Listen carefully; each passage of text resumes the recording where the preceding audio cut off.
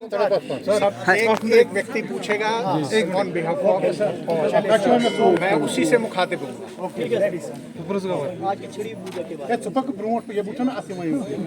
आज जैसा कि हम जानते हैं, आज श्रावण की अमावस्या है और हरियाली अमावस्या के नाम से ये प्रसिद्ध है। और परंपरागत हम आज ही के दिन पवित्र छड़ी मुबारक जो कि शिव और शक्ति का स्वरूप है, उसको यहाँ पादरी पर्वत श्रृंखला पर हम आए, जहाँ ऐतिहासिक शंकराचार्य मंदिर स्थित है। और वहाँ हमने छड़ियों का पूजन किया, अभिषेक किया और सभी के मंगल की यहाँ कामना किया। इसके बाद अभी छड़ी मुबारक जो है यहाँ कहाँ ट्रैवल करेंगे? अब कल जो प्रतिपदा का दिन है, हम यहाँ से जो हरि पर्वत स्थित शारिका भवानी का मंदिर है वहाँ जाके पूजन अर्चन करेंगे। और उसके पश्चात तृतीया के दिन दशनामी अखाड़ा श्रीनगर में छड़ियों का पूजन होगा और छड़ियों की स्थापना कर दी जाएगी। और वहाँ फिर दर्शनार्थी, जब तक ये हम प्रस्थान मुख्य यात्रा के लिए नहीं करते, तो वो दर्शनार्थ छड़ियाँ मंदिर में रहेंगी, तो कोई भी श्रद्धालु दर्शनार्थी आना चाहे वो दर्शन कर पाएगा।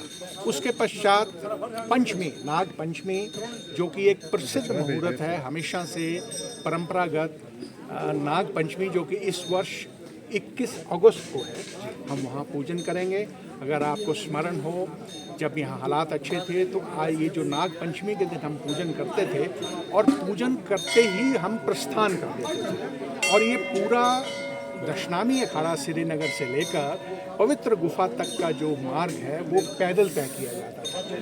पंचमी की रात्रि पंपोर, षष्ठी की रात्रि बिजबहाड़ा, सप्तमी की रात्रि गौतम नाग जुड़े हुए अनंतनाग, अष्टमी की रात्रि मार्तंड, नवमी की रात्रि अश्मकाम, दशमी और एकादशी पहलगाम, द्वादशी की रात्रि चंदनवाड़ी, त्रयोदशी की रात्रि शेषनाग, चतुर्दशी को पंचतरणी और अंततः श्रावण पूर्णिमा, जो कि इस वर्ष 31 अगस्त को है। सामान्यतः जो रक्षाबंधन और जो रक्षाबंधन का पर्व है वो मनाया जाएगा 30 अगस्त को, लेकिन चूंकि हम पूजा के माध्यम से, पूजा के निमित्त हम सूर्य उदय के साथ जो तिथि रहती है उसको हम पकड़ते हैं, तो 31 अगस्त को सूर्य उदय के साथ पूर्णिमा, श्रावण पूर्णिमा, तो हम प्रातःकाल, पिछले वर्ष भी यही परिस्थिति बनी थी, हम लगभग 5 बजे से पहले पवित्र गुफा में पहुंच गए, हमने तैयारी की और सूर्य की पहली किरण के साथ हमने वो पूजन प्रारंभ किया। और उस पूजन करने के पश्चात 31 अगस्त को सायंकाल हम फिर पड़ाव होगा पंचतरणी। 1 अगस्त को, 1 सितंबर को हम पूजन और विसर्जन पहलगांव में लिद्दर नदी के किनारे करेंगे। और उसके साथ ही इस वर्ष की जो छड़ी मुबारक स्वामी अमरनाथ जी की यात्रा है वो यात्रा में 5 लाख के करीब यात्रियों इतिहास बन गया है ये। मैं थोड़ा सा और स्पष्ट करूंगा।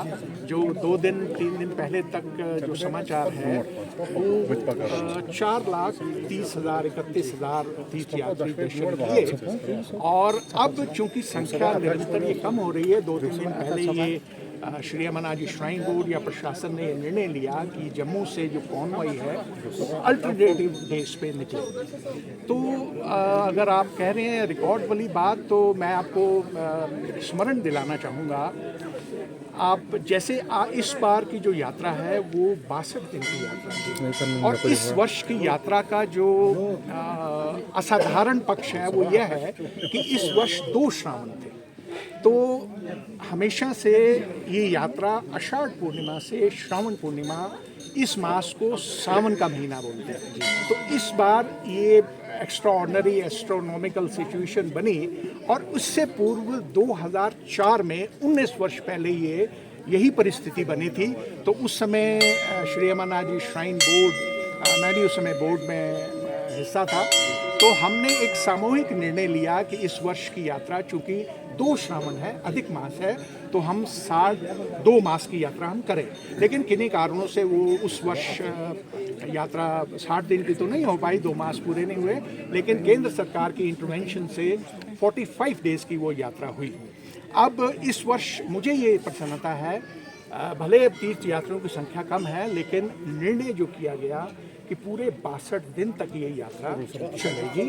और अगर जहाँ तक रिकॉर्ड की बात है, संख्या की बात है, तो मैं आपको बताऊंगा, जैसे मैंने अभी आपको बताया कि 2004 में वो स्थिति बनी थी कि 2 श्रावण थे, तो उसके बाद से ये यात्रा कभी 59 दिन, 55 दिन, 46 दिन, 42 दिन ऐसे वो चली।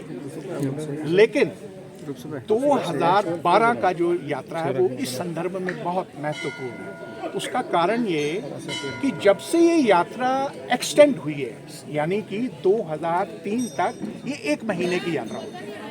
2004 से ये यात्रा बढ़नी शुरू हुई, तो 2012 का मैं जो संस्मरण आपको बताऊंगा अपना, 2012 में बढ़ी हुई यात्रा के समय से लेकर आज तक सबसे छोटी यात्रा थी। It was for 39 days. As far as the duration is concerned, but if my memory serves me correctly, the number of pilgrims who had darshan in 2012 was 6,35,000. So that is a record till date. So on average, there were more than 15,000. I mean, in 39 days, 6,35,000. So as far as the numbers are concerned, but प्रसन्नता का विषय ये है कि 4 लाख, 4.25 लाख या 4,30,000 जो भी यात्री आए और जो आने वाले समय में आएंगे। और इस बार और अद्भुत था कि जो प्रारंभ में दर्शन थे बहुत दिव्य दर्शन थे, तो सब ने उनका लाभ लिया जो पहले आए। और ये यात्रा गवर्नमेंट ने बहुत प्रयास किए, काफ़ी समय से इसको प्रयास किया। बालटाल वाला ट्रैक है उसको वाइडन किया गया, सुविधाएं बेहतर हुई, तो ये भी एक कारण है कि नंबर ऑफ़ यात्रीज बढ़े। मुझे लगता है शायद जैसे आपको जानकारी होगी कि यात्रा के दौरान हिमाचल और पंजाब में फ्लैश फ्लड्स आए, तो अभी भी वहाँ सेटल नहीं हुए हैं अभी, तो उसका कारण है कि थोड़े से यात्रियों की संख्या कम हुई।